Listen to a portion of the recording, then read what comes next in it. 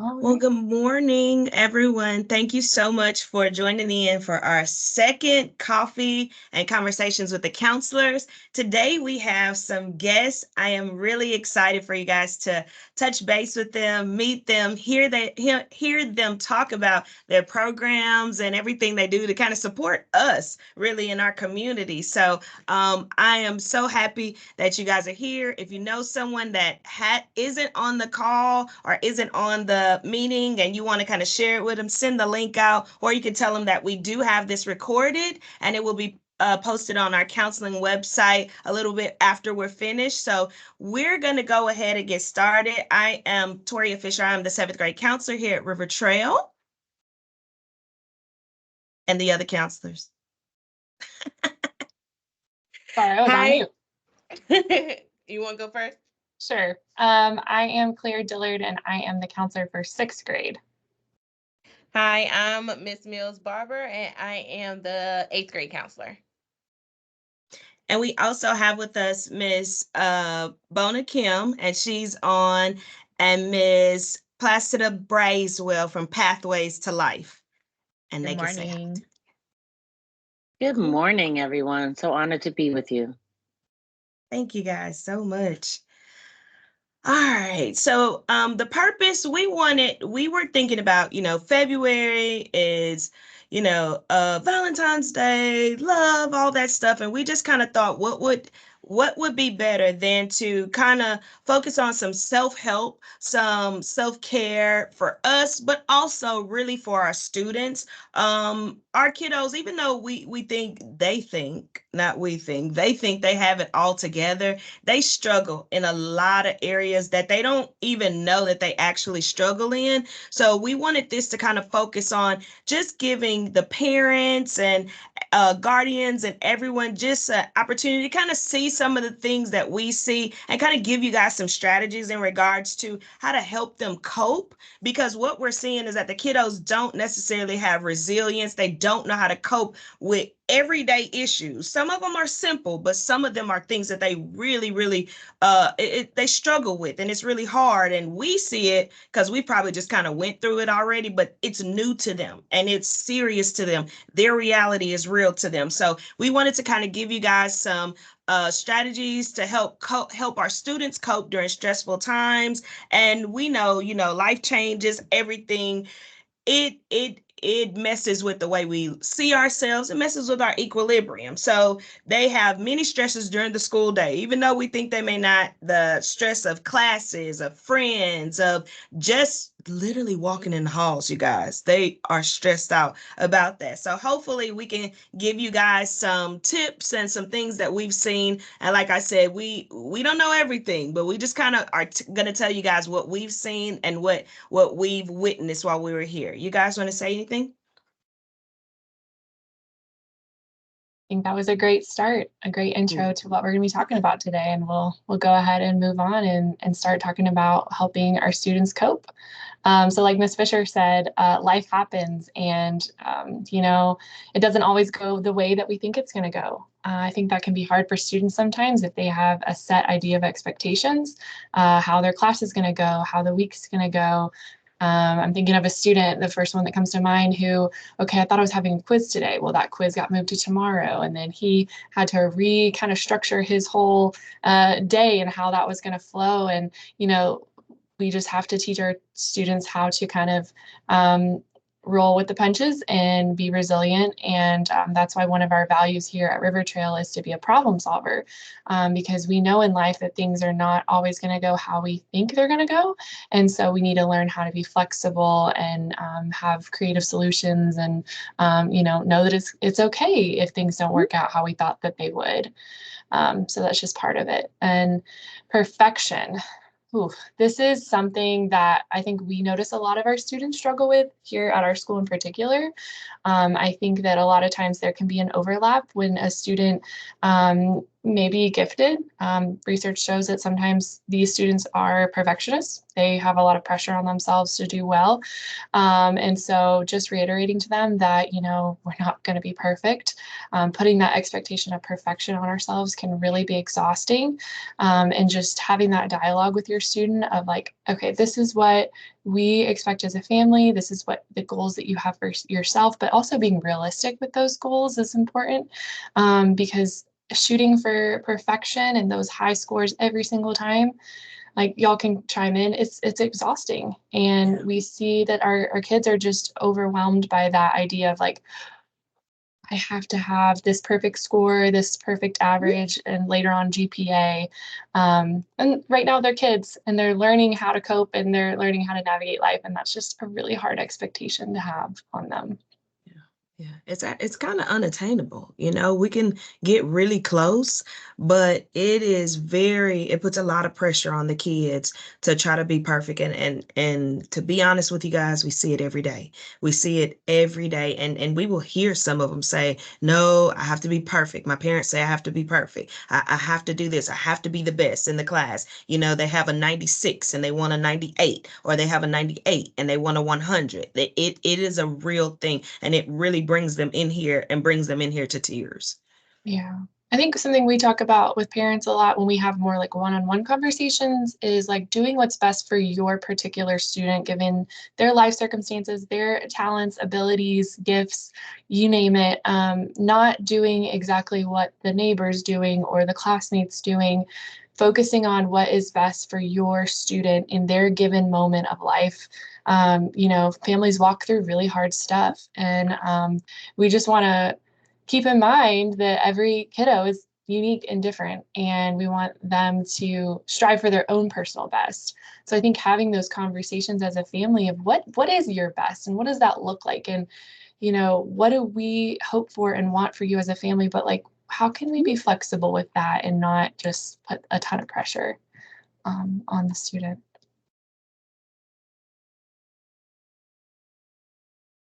So we want the student to lean into their own strengths. We want to encourage them to be well-rounded. I think this is something we talk about a lot, is going beyond just the academics. And something I guess I would applaud our students for is that they are very involved. And we have just so many clubs here. And over the years, we have all kinds of different clubs created by student interest. And so it shows that our kids are more interested in just their academics. And that's great because we want them to plug into something that they're passionate about, and kind of get involved in that early. Middle school is a time really to experience a whole variety of interests. And that's why we have those connections classes, so that they try different things and they're like, oh, I don't want to do art or general music or whatever. But that pushes them out of their comfort zone so that they experience things that they may not select on their own. And then as they get into high school, they can hone into those things that they've become interested in middle school and really build up, I don't want to say like a portfolio or resume, but that's, if your student is looking towards college or a post-secondary option, they want to see that they really got invested in something that they care about, whether that be service, like through Beta Club or a sport or a theater program, you name it, Science Olympiad.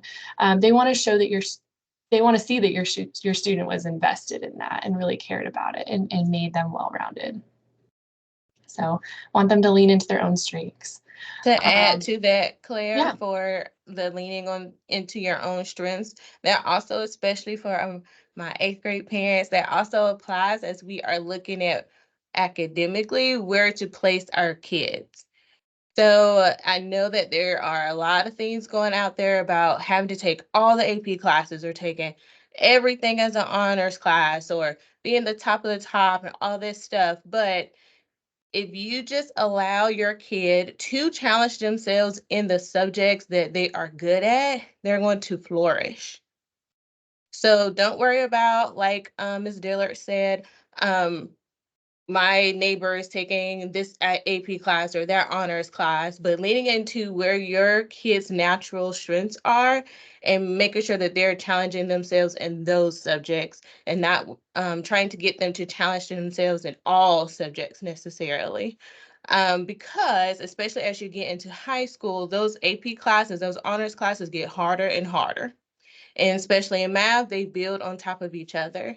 And so, as a college admissions person, I would rather see that this kid is on an on-level class and getting an A than in this honors or AP class and they're getting a C or a B.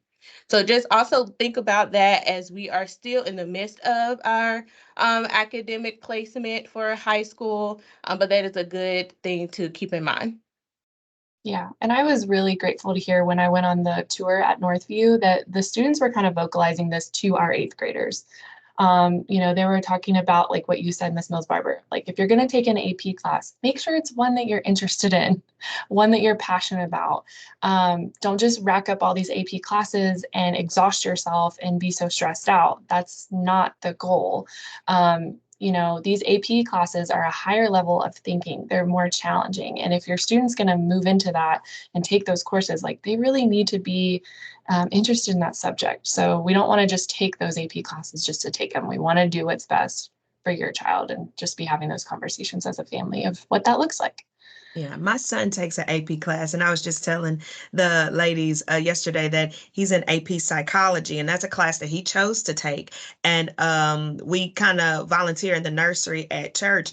And when we were in there, he was kind of like, Mom, this kid's going through sensory motor phase. Like he was just pointing out all the phases. And I was like, okay, he likes this class. And that's, I told him I wanted him to take some AP classes, but like Miss Diller said, only the ones that you're interested in, because if we don't give them that autonomy to kind of make those decisions, then they feel like, oh, I'm doing this, I have to do this. My parents will be disappointed if I don't. And I didn't want him to feel that way, but I did kind of want him to take AP Psych because, his mom's a counselor. But he loves the class and he starts to apply what he's learning to real life. So that is, I just love seeing him be really excited about it. And the last thing on this slide is the game is called Adjusting and Adapting. We do this all day, every day as adults. And I feel like it is a strength when we can do it, and it will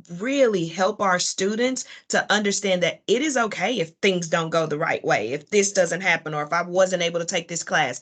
I step back, I reevaluate, I adjust, and I adapt. And sometimes when they come in and they're so stressed out and they're so, oh, I don't know what to do, it's because they feel stuck in that space. They can't move. I was supposed to take this. I can't do this. And we're like, no, that you're not stuck in anything. That's not how it works. So we know as adults that we have to adjust and adapt to situations, and it will be great to teach our students that as well, to teach them that things will change. Things won't always go the way you want them to go, but when you're in certain situations, you adjust and you adapt. Yeah, and I think what can be helpful too is, a question we might ask for a student to reflect on a lot is like, well, what worked for you before? Talking through it with a student and helping them to see that you've been through hard things before, and hopefully there were some situations where they handled it well, and you can kind of be like, hey, remember that time we were at soccer practice and it didn't go how you thought it would? You remember how you worked through it? And just helping them reflect back and to show them that, hey, you have done this before, you can do it again, and we can learn and grow and adapt. And sometimes they need someone to process with them of like, hey, you've done hard things before and you've made it through, and we can get through this also. And they just need their supportive, trusted adults to kind of like process that with them. And like Ms. Fisher said, to help them see that they're not stuck, that they can get through it. It builds the problem solving. They want us to solve the problems for them. And we always laugh when the kids come in and they're like, oh, well, you could just, no, you got to figure this out. Because if we figure it out for you, you won't know what to do the next time it happens. So it just kind of builds some problem solving. All right, this is a lot. And I thought, like when we were going through and putting this on, I just wanted to give you guys as much information as possible. Again, you can go back and kind of look at it, but we won't read everything. But we just thought of 5 ways to cope and kind of came up with a little acronym that would kind of help. And it's just ask yourself, am I approaching my student in a calming manner? Y'all, we know these kiddos are irrational. I'm telling you, we see them every day. They come with the most irrational ideas, thinking that it's going to work, and in our heads, we're like, that's so far from the truth, but just approach them in a calming manner, because the way we approach them is the way they're going to respond back. So when they're in a stressful situation, am I approaching my kid in a calming manner? Am I being open-minded about their issue? I can tell you there are some things that we look at and we're like, no, this didn't even make sense. And when I was growing up, we didn't do, but for them, it's different. It is totally different. They're growing up differently. They are experiencing things way different than we did, and we see it every day. And we can assume that how we grew up, we can apply it, but it doesn't necessarily fit. So am I being open-minded about their issue? Am I focusing on their perspectives instead of mine? Their perspective is reality. No matter how irrational it is, that stuff is real to them. And they come in with real things that they really feel is going to impact the rest of their lives. So are we looking at their perspective? And then am I showing empathy? Am I saying, okay, I understand this, because if we totally shut them down, then they will not come back to us and they will not share things with us that we need for them to share with us. So kind of the little acronym for COPE, just kind of thinking when we approach our little middle school irrational / mini adults, but not really adults. One of the first things is communication is the key. The best way to combat their stress is just communicate with your kiddos. When they're stressed, you guys, they do come to us. Sometimes we sit and we just listen. They're not asking us for anything. They're not asking us for advice. They are not asking us what to do. They are just sitting and crying, or sitting and angry and just talking. And then some of them will go, okay, well, I guess it's time for me to go back to class. And we're just like, okay. So sometimes communication is really the key, being available and being able to just sit and listen and hear them out. Encourage some creative outlets like they were talking about earlier. Colleges are looking at these extracurricular things now. They're not just looking at your academics. They are seriously honing in, because they want a well-rounded student. They want to make sure that, yes, the student can do their academics, but that they also can blend into a crowd. They also can work on a team. They also can do these other things that we need, that all of us know we need in the workforce, because it's not just about academics. You could be the smartest of the smartest and have zero social skills. And that is a big thing that we are seeing. So encourage their creative outlets. Allow them to tell you what they like, what they're interested in. And even though it may seem like the most, oh my gosh, this is a waste of time, it's a creative outlet for them. And maybe you could put limits on how much time they do it or something, but just give them the ability to have those creative outlets. Teach your student different calming techniques. I know myself and the other counselors, we really focus on their breathing. I love square breathing. I use it all the time, because when I get anxious, I'm like, okay, calm down. I hold in, then I breathe, and it's like a square. And so just if we teach them those techniques, then even when they're sitting in the classroom, or even when they're in the hallway, or even if they ask to leave the classroom and go to the bathroom, they will utilize these calming techniques. Focus on what you and your kid can control. There's a lot of things that we cannot control. Often we worry ourselves about this and this and that, and what the school is going to do, and how. I think one of the big things is this math, and Ms. Mills Barber can speak on it. The math, and the math that keeps changing, and the math that keeps doing all. This is so stressful for students and kiddos. But what we just try to tell them is, we learn the stuff, we adapt, we adjust, because we can't control what they're doing in the county with the math stuff. And so, this can get really out of control for kids, because they want to control it, but they can't. But just letting them know how they can control their mindset and how they can control their actions and nobody else's. I was taught, and I learned this maybe just a couple of years ago as an adult, that my reaction is literally the only thing that I can control. I can't control anybody else's reaction. I can't control how they think about things, just my reaction. And so I kind of just try to work with that, and I don't get it right all the time, but my reaction is the only thing. So we focus on what we can control, as what we can help them control as adults, and what they can control when they're here. And the last one is understanding the impact that stress has on their health. This is a big one, you guys. We see kids going to the clinic because their stomach hurts or they have headaches or, they feel nauseous. Some of this is strictly from stress. They may be overwhelmed because they have 3 tests. Like Ms. Dillard said, they thought they had a test in this class. They don't have it today. And that test was moved. They didn't study for this other test that they had. That is real. It takes a toll on your body. And while I was doing research looking for this, it says excessive stress, and I didn't know this, can cause like teeth grinding and all these things that will cause headaches and everything. And so, it's way bigger than what we actually think. We think, oh, it's stress, oh, just brush it off. But stress causes many health problems, and we don't want to have our kids to start developing those issues while they're little, because then some of the stuff you can't reverse back as they become adults. And we know that stress is probably the number one thing that's out there that's attacking everybody. So we really want to just try to remember that the more stressful your child is, that situation they're in, it is an impact not only to their mental but their physical health as well.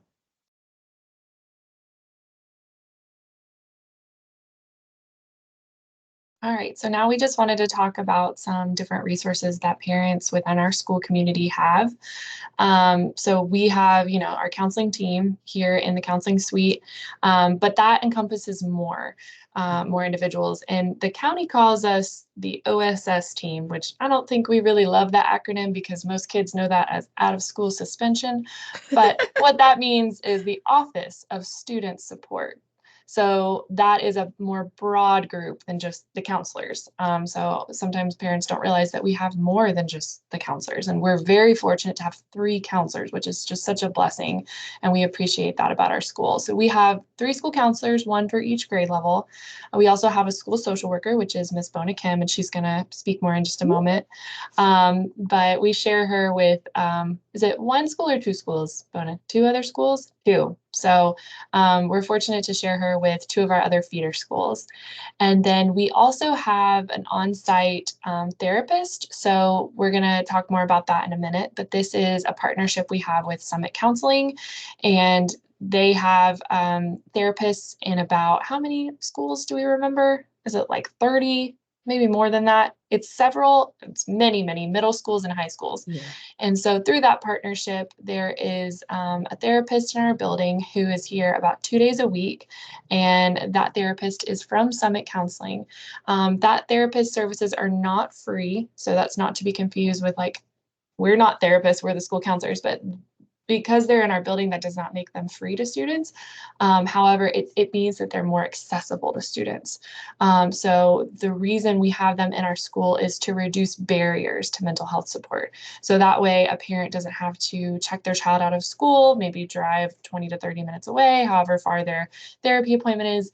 That student can be seen by a mental health therapist here in our building, whatever time of day works best for your student. Maybe that's connections time, maybe that's Spanish class. I don't know. You would figure that out with the therapist, but it just reduces barriers, and it's a really great support that we have. And there's more that comes along with that partnership. But again, we might revisit that in just a minute. And then also we have, I think it's not listed, but we have a school psychologist, which is wonderful. And we also have a graduation coach. So she helps support our team with students who have 504 plans and students who are in talented and gifted tag. So we just have a lot of support that we want our parents to be aware of, because, when you're going through something or you're noticing changes in your student, that can be really overwhelming. And even if you just need to kind of have a sounding board just to kind of bend someone's ear of hey, I'm noticing that my child is not acting how they used to, or they're not sleeping and they're kind of withdrawing, or maybe they're hyper focused on this class, or whatever it is. You have a support system here that you can kind of process things with. And I think that a really great part of our role is we're great point people. A lot of times when parents they don't know where to go, you can start with us for an issue, and we can kind of help you redirect where to go. Maybe that's going back to a teacher to discuss, your child's progress or their behavior in the classroom, or maybe that's routing you to an administrator to deal with a disciplinary issue, or maybe that's getting you mental health support, connecting you with an outside therapist, or maybe exploring a hospitalization program, whatever is with your student situation, whatever you need. So we're just a really good starting point, I would say. And part of our job too is to teach coping skills. And we just have that little visual here. Students go through a lot during middle school. There is a whole lot of growing and maturing and developing and just lifing that happens between 6th grade and the end of 8th grade. And personally, as a 6th grade counselor, I'm biased, but I love to see that growth. Like, I love to see them as those rising 6th graders and then leaving and going to high school. It's incredible what can happen in those 3 years. And we're just grateful to be part of that. And so we want to promote ourselves because we want to help you through this journey. Yeah. Anything else y'all want to add before I move on? Good. Okay. So I'm going to turn it over to Bona for a moment. All right. Well, thank you so much for allowing me to introduce myself. So I'm Bona Kim. I'm the school social worker at River Trail Middle School. I'm here 3 days a week, and other days I'm at Shake Rack Elementary School and Wilson Creek Elementary School. So sometimes I get to see my elementary school students come to River Trail, and that's also very nice. And so as part of our Office of Student Support, so counselors and I, we work as a team, and our office is right across from each other. So we're even like physically close. So I like to think of my main role as like a bridge between school and home. So it's trying to identify and break down any barrier to learning. So that can look like sometimes like big changes in home situation, like homelessness, transportation issue, food insecurity, financial crisis, school refusal. So a big part of my job is kind of like providing counseling services, but also any resources to the family so that they can keep on coming to school and focus in learning. And you Thank could you so always much, reach Bona. me. Yeah, you could Thank you always so reach much. me through the counselors, or my contact information is on the website and everything. So yeah. Thank you. Bona is amazing. Bona kind of steps in. She plays many roles. We play the counseling role, but Bona plays the social worker role, the counseling role, the like attendance. So she does a lot to help support us here and support some of our kids, even when a lot of us are with students, and Bona can go and meet with students and everything. So she really, really helps support us, and we appreciate Bona being here with us. I love it. So thanks so much, Bona. Thank you, Bona. So our next slide is about our current school-based therapist that we have from Summit Counseling. So this is Mika, and she is on site with us Wednesday and Thursday. She started with us at the end of November. Previously, we had Tom Kim from Summit here in our building, I think for the past 2 years. So again, this is just a little bit about the partnership that we have with Summit Counseling. We were all very fortunate to attend the Summit Gala this past weekend, and we were just reminded of the impact that Summit has in our community. I'm not sure if you all are familiar with Summit, but they do a lot to support adolescent mental health in our areas, particularly North Fulton. And the Summit actually funds a lot of the suicide prevention programming that happens in our school, which is really great. So again, this is our partnership. We can send you information if you want to get in touch with our Summit on-site therapist. We have that information on the website. And it's something that is free for our students is that if your student is experiencing a mental health crisis, so if they articulate that they are having thoughts of hurting themselves, thoughts of ending their life, thoughts of suicide, the Summit does offer a free crisis assessment for our students because they are in a partnership school with Summit on site. So if your family was experiencing that, that is very scary, and can be, you know, very anxiety inducing for a parent. So just know that that's a resource for you if you find yourself in that situation, or if your friend or neighbor is in that situation and their child attends River Trail. That can be a lot less scary for a student than having to go to the hospital or the ER.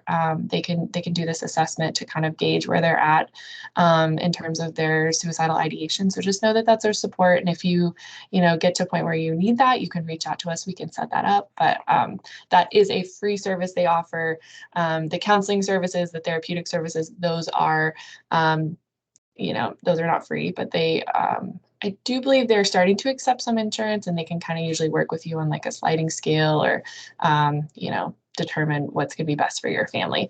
And then if that's not a good fit, then they can often refer out. So like, for example, if you have a male student and they would prefer to meet with a male therapist, you can let our on-site therapist know that, and then she can refer out to a male within Summit. So there's some flexibility there, but we just wanted to kind of promote this resource to you as well. And I wanted to add real quick before we go to the next slide, Summit, like how we're doing this coffee conversation with counselors and everything, Summit has a lot of like resources that they utilize, a lot of, what's the word I'm looking for, that they put on, a lot of meetings Support like this. programming. Yes, a lot of support forums, programs that they put on that are free. So if you visit their website, you can go and you can log in and you can join a forum that they put on about, like, I think they're having a forum that's coming up on the 15th, I think, and it's about, just stuff about teens, like vaping and all this stuff, like a list of things that is going on with our teens currently right now. And it is a free forum, and they have like seats, so you have to sign up. But if you visit their website, they have a lot of support, a lot of parental support, a lot of information if you wanted to just chime into that as well. Yes, to add on, so that information actually is on the Wolf Den News that's coming up either last Friday or this Friday. So they do have that monthly collaborative. So people can go to these sessions. And I think the March session is about chronic pain, like migraine, how that affects you. And also one thing that's also free from Summit is they do offer summer group sessions. You could also find that information online about like self-confidence, anxiety, and those things. So they're really a great resource for all of us. Yeah. And we have a counseling board that I'm putting that information out on the board too for the kids, even if they just see it. But if you guys have any questions in regards to that, you can reach out to any one of us about that, and we'll get you that information. Yeah, I'm going to go ahead and drop the summer groups in the chat in just a minute. And also just know that you can ask questions during this presentation. I appreciate those who have asked some questions. So just know that there's the Q&A for you, and we'll kind of respond as we go along. But we're going to move on and hear from our Pathways to Life guest speaker. I just want to say, by the way, that is an absolutely gorgeous picture. Oh my gosh. I was like, Beautiful. wow, I did not know I was going to be in a picture on the screen. Gorgeous. Thank you so much. I'm a little embarrassed, but hey, y'all, how are you? My name is Placida Braswell from Pathways to Life. If you could click past that picture right now, it tells you a little bit about my background, but I want to talk with you a little bit about what Pathways to Life is, because sometimes it's confusing for folks, right? So Pathways to Life is a prevention and early intervention organization. We are a nonprofit, and we focus on rethinking prevention. So some of you may be my age and you remember like Nancy Reagan saying, "This is your brain and this is your brain on drugs. Any questions?" That was not very helpful for many of us, because what our founder, his name is Ryan, he usually says the people that reached were the people that weren't probably going to use drugs anyway, right? So we rethink prevention from the family room to the classroom and beyond. And when we often think about prevention, we usually go straight to substance abuse. Well, what we understand is that for your students, it is beginning way before they ever make a decision to use a substance. And so back in the beginning of the presentation, you spoke a lot about stress. and what's under the surface of making these decisions that really, in many cases, can impact a student for a lifetime. But they're making decisions way before. Of course, my dog decided to join us now, so please forgive if you hear him in the background. But we understand that prevention is really not a conversation that we can have in one area alone. So we do meet the community in these various different buckets, we call them. So student assistance is something that we do within the school system. We will come to your student, so your student would not have to necessarily come to us unless you preferred it that way. We do have an office that they could come to outside of the school, but most of our services for students are on campus. And they're at a time that is not going to take the student away from something that they really need to be a part of. For example, the math we talked about earlier. We don't want to take a student out of a class and have them fall behind, but we may come and visit them during a lunch period. And we use a system called ESPER, which really is a brief intervention. So it's screening, brief intervention, referral to treatment. And what it is we bridge many gaps. Sometimes students don't, we use a near peer approach. So we have mentors that come and meet with them and have conversations about stuff that's troubling them. I'm going to use myself as an example. When I was a student, I had my parents were going through a separation. It was tragic for me because I was at the center of it. And that leads me to our second bucket, which is parent and family support.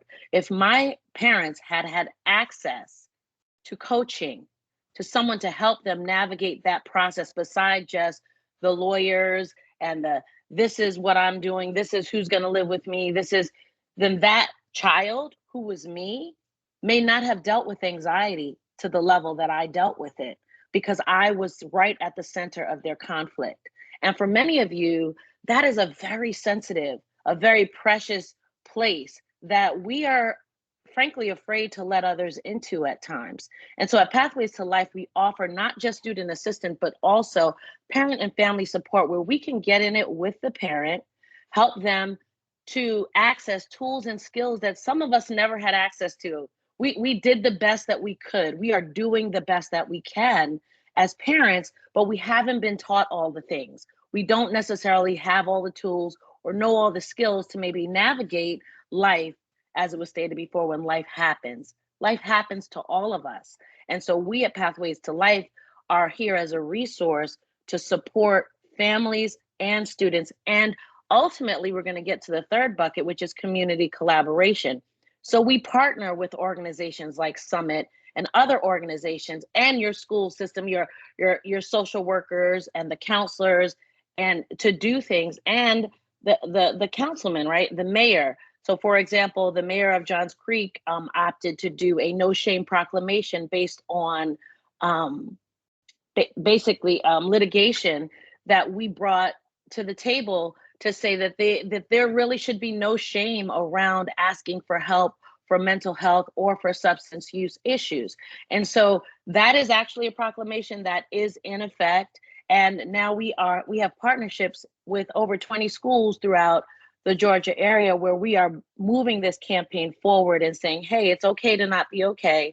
We're here to support, and we're going to gather business owners and parents and other community support to collaborate and actually see resilient people leading others to growth. If you can move to the next slide, that would be great. So I just wanted to look at, so we as an organization, what we pride ourselves on is that we have courageous conversations that lead to meaningful connections.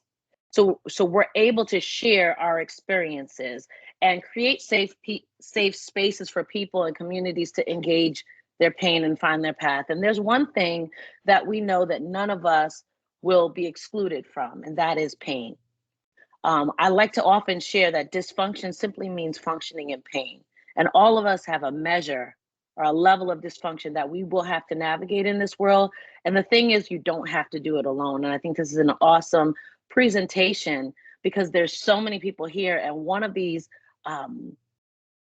resources is the one that can help you to navigate difficult situation. It may not be Pathways to Life, but what we do know is that there is another way. And I want to say specifically for the students that are dealing with whatever pain they're dealing with, whether it's bullying, whether it's, something going on in their family life, something going on in their school life, they're going to find a solution.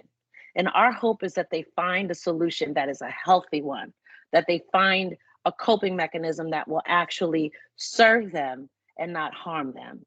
And so we're just here as a resource in the community to help your students and yourselves really find the solution to navigate a really hurtful or hard time in their lives. And again, it's brief intervention. It's not meant to take the place of therapy. Often we are a gap filler, which means we can get people or get students or get parents to the place where they're willing to engage therapy when they were once close to that. And many of us know, my family, I'm first generation American. There was a culture in my home of, this is our business. No one needs to know, right? And so many of us grew up with that, and we still are navigating those waters, right? Where it's like, it's unsafe to share my most precious, truths with someone else. And so sometimes it will take a conversation with a near peer to help them realize that help is available and they're still safe. So thank you. So, we kind of already went through the values. I wanted to piggyback on something that you said that I thought was so powerful. When you said that, sometimes we think it's unsafe to share our truth, but I want to reiterate, it's unsafe not to. It is very unsafe not to share that. And like she said, we're growing up in a society that is, where it used to be we don't tell anything, but I feel like the generation that is a little bit after us, they are open, they are willing, they are ready to talk. And I feel like if they weren't like that, and maybe I'm in their generation, I don't know, I don't know where I belong, but if they weren't like that, if we think about this, this mental health, this is just kind of started coming back up maybe about 10, 15 years ago. So all the rest of us, like nothing. And some of us as adults are still suffering from those things. It's unsafe to share with people. We have so many resources and so many places right now that it is safe to share with people, and that sharing will allow for the help. So I appreciate that. And I love that so much about what you just said, Ms. Bracewell. Thank you so much. Yeah, you're right. Some of us were sworn to secrecy. And even in our adult lives, it took me well into my 30s to be able to share things that I thought were a violation to my parents. And I, not realizing that me not sharing them, was leading to brokenness in my heart, that if I didn't share it, I would not be okay. I would not be healthy in my marriage. I would not be healthy as a parent. And so, our values, as you see before you, the top one that I just want to mention is that lead vulnerably piece is that most of us who are a part of all of us who are a part of Pathways to Life have lived experience. I shared with you about anxiety. I could share more, but we all have lived experience that we bring and we share and we lead vulnerably. And what that does is it makes vulnerability begets vulnerability, and it makes it a safe space for others to be able to share their pain and engage their path forward. And what you see to the left is just our diagram. Obviously, the goal is for these students to thrive in their lives, but it's going to take us, parents, stakeholders, undergirding them and supporting them so that we can all collectively support them to where we know we want them to go, right? And so I just want to encourage parents before I end here. We are in a position where we are not going to share your business with the school system. And this may be kind of off script, but I just want to let you know that is something that holds us back from getting the help that we need. Let it not hold us back one more day. There are very skilled professionals, we've heard from them already, that are willing to support you and your student on your path forward. Thank you so much. I mean, and we met Pathways to Life and the group and the founder and everything at a luncheon at during counseling week, and immediately we were like, oh my gosh, like no, we gotta get connected. Because what they're doing in the community for us, and for our students and for our parents, I didn't know of these things when I was growing up. I became who I thought I needed to be for who I was when I was younger. I never went to the counselor. I was one of those kids who never shared what was happening in my house. My mom didn't say not to share it, but I just didn't share it. And there's a lot of things that I've grown up and I've had to deal with because of that. And I look at all of this that is available for our children and for our families, and it makes me so happy to know that it's here, and it really pushes me forward to make sure that we can connect you guys to those things, because it is hard out there. It is becoming more difficult since COVID and everything, and it is just, we're not meant to do this stuff alone. We are not meant to come and figure out our issues and figure out our problems alone. That's not how this is meant to be. So with all these, with Summit, with Pathways to Life, you guys reach out to us and let us know what you need, and then we'll just start. We may connect you with this one, we may connect you with all of them. We don't know what, but whatever you guys need, we really want to be able to support. And I thank you, Bona, for being here, and I thank you, Miss Bracewell, for being here. So sorry, you guys, so much. I just really appreciate you. Thank you for having us. Thank you, Ms. Fisher. So I found this little quote, and it says, the moment we realize someone's behavior has more to do with their internal struggle than it does with us, we learn grace. And when I saw this, and I'm a crybaby, no, hopefully I won't cry, but things like this kind of tell me that, we have to look beyond what we see. We have to look beyond, what our kids are showing us, because we even learned at the gala this weekend that, sometimes they don't show us anything. And then they don't show us anything, and it's too late. And then we try to go back and we try to figure out. And we don't want you guys to get to that point. When we start to see little things that look different, that sound different, that, this is not normally what they do, we want to make sure that we're there, and we're there with grace. We're coming in, and we know that, it's not about us. You always say sometimes we're not fighting the person that you see. You're fighting what's inside of them. You're fighting those things. And so that's when we learn grace. And I just really feel like our kids need grace. Our kids need grace. They're out there making mistakes, doing all kinds of stuff, but we all did it too. And so they need grace. Ms. Fisher, that also makes me think, like, all behaviors is a form of communication. So even you deem them negative or positive, but at some point that student is communicating something with you. And if we just take a moment to just hear from them and pause before we react and kind of see, okay, what is this behavior telling me? I know that you're yelling, and we might not like that. Yeah. But why are we yelling? Look beneath what on the surface we are seeing, because all of that is telling us something.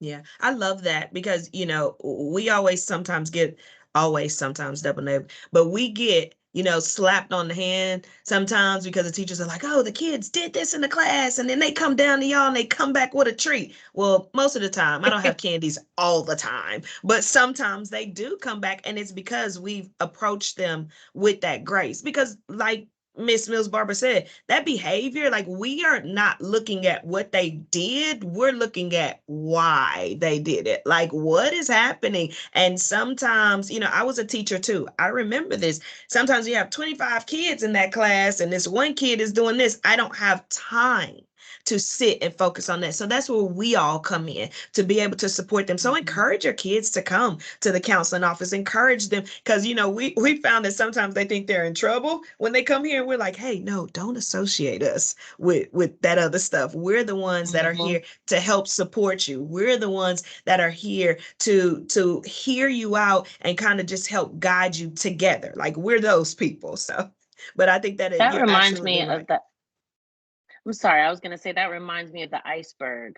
So when we look at an Me too. iceberg, we see only a little bit above the surface. There's so much more beneath the surface than there is on the Yes. surface. And Yeah. so we have to remind ourselves of that truth. Yep.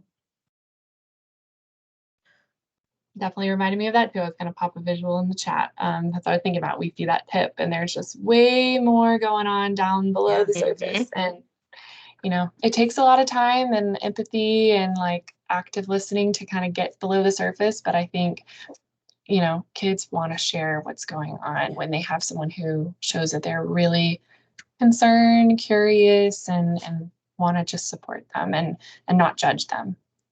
So that kind of wraps up the bulk of our presentation. We just kind of wanted to go into a couple updates from our different grade levels. So I was going to move on to sixth grade.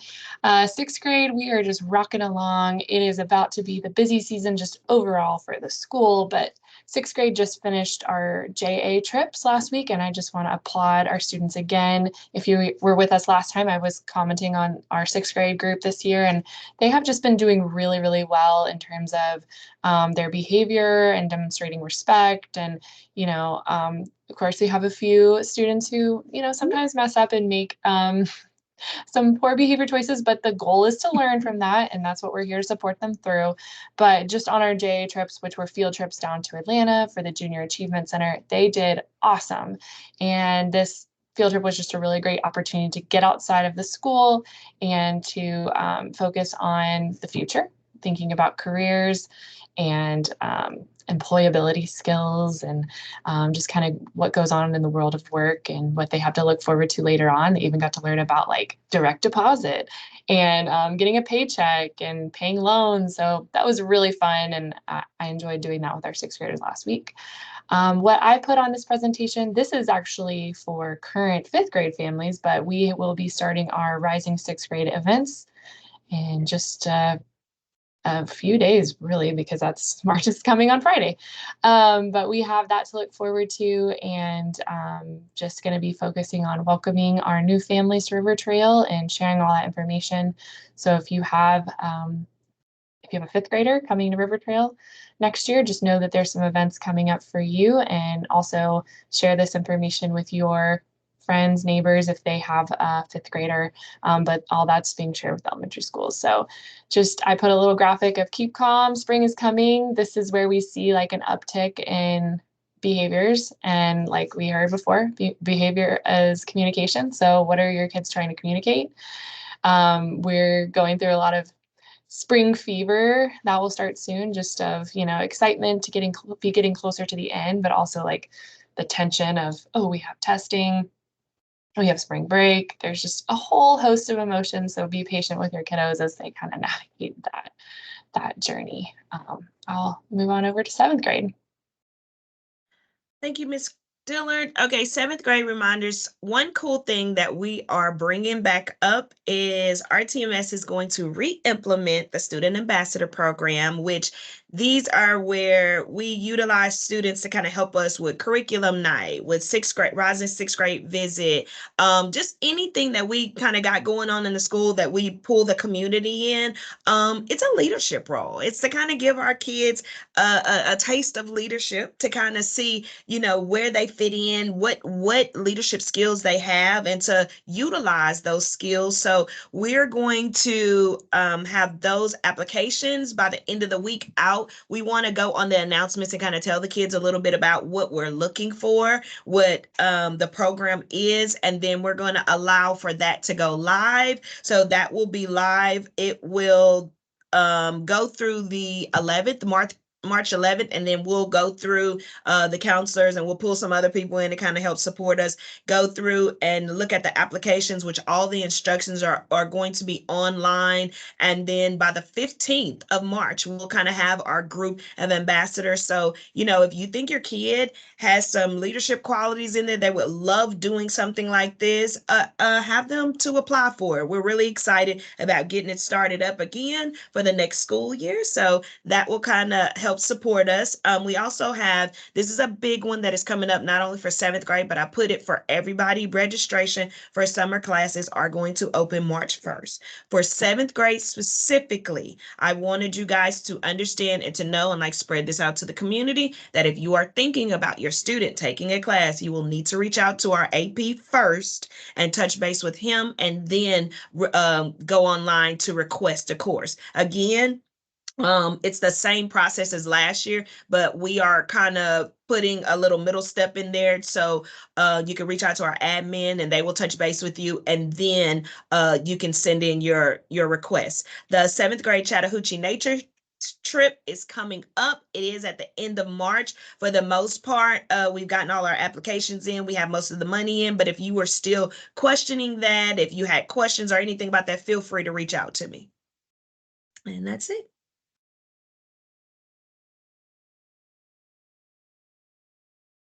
Okay, so some 8th grade reminders.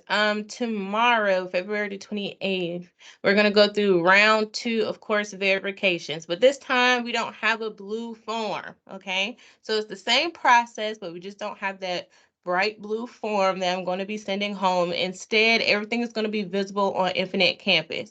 So the high school is going to release that information tomorrow. So that you will be able to see all the classes that your student has been registered for and the electives that your student picked on the blue forms. If your student does not have 6 credits, so all students have to be scheduled for 6 credits. It's not necessarily 6 classes, but 6 credits.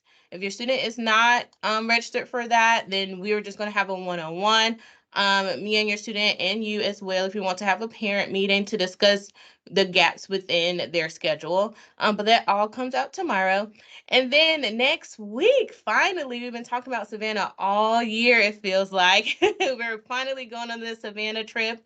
I just have some of the activities listed there that we're going to be doing.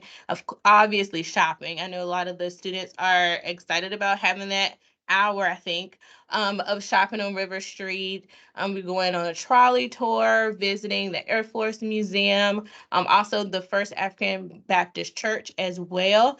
So it's going to be a lot of fun. They're going to have a couple of meetings this week to set down rules for everything, and rules about the buses, and meeting up with their teacher that's going to be paired with them. So they're going to have some more information coming this week as well to share for you. But the immediate 2 things to know is tomorrow the high school will release schedules on Infinite Campus, and then next week our Savannah trip. Miss Mills Barber, will they have that trip for the parent meeting? Is that tomorrow for Savannah? Or are they still moving forward I'm with glad you that? mentioned that because I forgot about that. That is actually on Wednesday. Is I'm glad today you mentioned that. Wednesday? Yeah, Oh, today's Tuesday. Oh, today tomorrow. is Tuesday. Okay. Yeah, It's today. so on Wednesday, yes. So I think Dr. Kidd has already sent out information on that, but he is going to be having like a Savannah trip Q&A question parent meeting after school at 4:30. Awesome. Thank you Thanks for so sharing much, those Bona. updates. Thank you, Bona. So our summary basically is, helping our students. And I look at this and I was thinking about it last night and I was like, our students need us more than we can imagine. What matters now is that they learn healthy coping strategies and skills for when life happens, not if. Life is going to happen, and we need them to have these coping strategies. And I feel like the earlier they learn these, the easier it will be as they come across these issues. The kids are going to struggle. They're going to mess up. They're going to miss the mark. But all of this builds character and resilience. And we just need to let them know that they're more than a grade or a skill set. That kind of puts them in a box. And we want them to know that they can be successful at anything that they want to do, that they put their minds to, and that they're well-rounded. These are our children. And no matter what, we are here to support their well-being because we want them to become productive citizens. That's really the goal, that when we release them, they release and they can lead and they can do the things that, hopefully the great things that we instilled in them, that that they will utilize them out there. So we just want you guys to know that we're here for you. Please reach out to us if you need those resources. We thank you guys again. I cannot thank you enough, Ms. Bracewell and Ms. Kim, for being on this with us. This, like I said, this is my favorite one so far. So I appreciate you guys and I thank you, and we will definitely be in contact. And thank you guys too, parents, so much. If you guys need anything, feel free to reach out. Yeah, and we can hang on here for maybe a couple minutes. I think we have some questions being typed in the chat. Ms. Mills Barber, could you address that one? But thank you. We're grateful for everybody who could come this morning and join us. If anybody has any last minute questions that you want to type in the chat, we'll hang on for just a minute. So I did see a question about something. Let's see if I can find it. About blue form something. Wait. I don't see it now, but I think it was something about the courses on the blue form was not correct. That is true. So the courses that you saw on the back of the blue forms, what was actually that information was pulled earlier than when all of the 8th grade recommendations were in. So a lot of the course recommendations were not updated all the way. What's going to be released in Infinite Campus is going to be updated.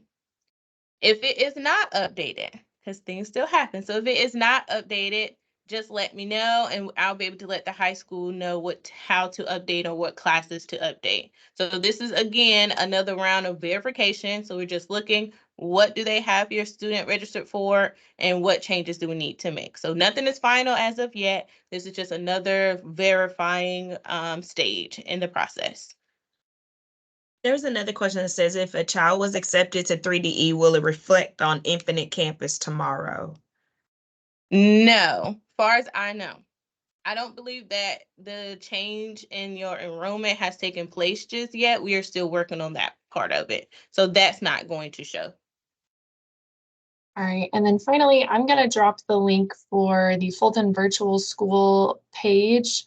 This is FVS virtual classes, the link for Fulton County Schools. So registration is going to open on Friday, March 1st. This is for summer classes.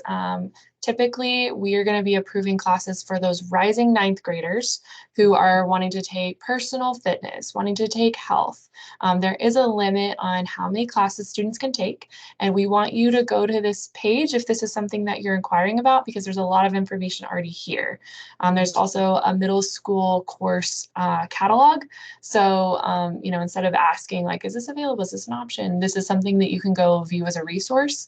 And then it will let you know that this is something that's going to have to be approved. So just because you register for a class does not mean that your child will be automatically approved or guaranteed approval. This is a process. So you have to request to have a virtual class, and then it goes through for approval. And please know that there will be some classes that will not be approved. They will be denied, and further conversations will need to be had. I think that's what Ms. Fisher was talking about. So just know that it's a process. We'll need to be patient, but it's going to open on Friday. And it's going to roll for, what did we say? I think they close it right around the 1st week of June. Yeah. Okay, because that's when those classes are going to begin. So just know it's going to open soon. I'm sure y'all will have questions, but we will have answers hopefully. But it is a process, so just please be patient with us because there probably will be a high interest in these classes. If a student opted for Innovation Academy, can they change school after one semester back to Northview? You can always change back to your home school. There's nothing that says you have to stay. You can't reverse back. So if you choose to go back to Northview, there is no secondary entrance into Innovation Academy. So once you get accepted, like, you're kind of there. And if you choose to come out of it, you will have to remain at your home school for the rest of your high school years. And then it says students who will be in 6th grade next year can take a summer class. I don't know. I'm not sure about that, Ms. Graff. Ms. Dillard. I'm sorry. It's okay. So it's quite rare for rising 6th graders to be taking virtual classes online. I'm not going to say that it never happens, but we as a school feel like these 5-week summer courses, they are now 5 weeks, no longer 6. 5-week summer courses do not appropriately prepare students to take whatever they're lined up to take in 6th grade already. That face-to-face instruction, classroom experience is quite valuable. And I'm not going to say no because it does happen, and I don't want, anybody to come back and be like, oh, well, I know somebody in the neighborhood who got approved, because there are situations where it does happen. But we want to go back to that previous point we were making about doing what's best for your student in your situation and that student's learning. But just know that it's not an immediate approval.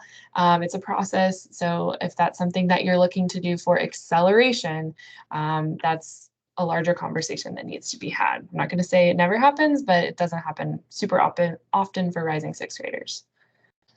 And Ms. Mills-Barber, there's a question for Savannah. What's the process for medication?